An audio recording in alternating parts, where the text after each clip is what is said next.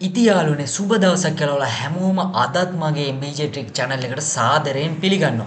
ඉතින් මම අද ඔයාලට කියලා දෙන්න යන්නේ ඔයාගේ පරිගණකය ලස්සන කරගන්න පුළුවන් පොඩි ට්‍රික් එකක් ගැන. ඉතින් ඒකෙදි ඔයාලට බලා ගන්න පුළුවන් මෙන්න මේ විදිහට Windows Explorer එක පොඩ්ඩක් blur විදිහට desktop එකේ background එක පහලින් පේන විදිහට Windows Explorer එක කොහොමද blur කරගන්නේ කියලා තමයි අද මම ඔයාලට කියලා දෙන්න යන්නේ.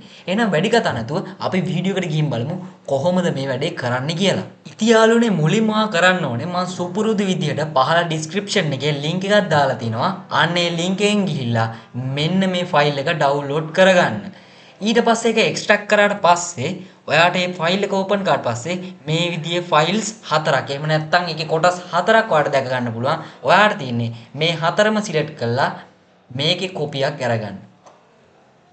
ඊට පස්සේ යාළුවනේ ඔයා this PC එහෙම නැත්නම් ඔයාගේ Windows Explorer එකට ගිහිල්ලා C drive එකට යන්න.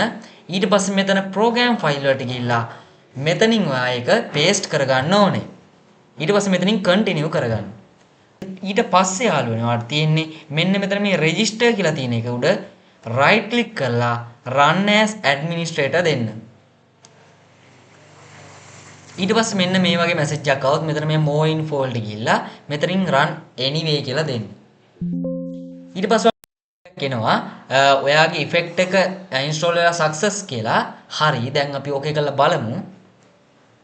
ඔයාලට පේන ඇති දැන් ඔයාගේ Explorer එක restart වෙනවා. ඒ වගේම දැන් අපි ගිහිල්ලා බලමු අපේ effect එක වැඩ කරනවද කියලා. ඉතින් ඔයාට දැන් පේනවා ඇති ඉස්සලා තිබ්බ dark ගතිය එහෙම නැත්නම් කළු පාට පසුබිම අයින් වෙලා Windows Explorer එක blur වෙලා තියෙනවා.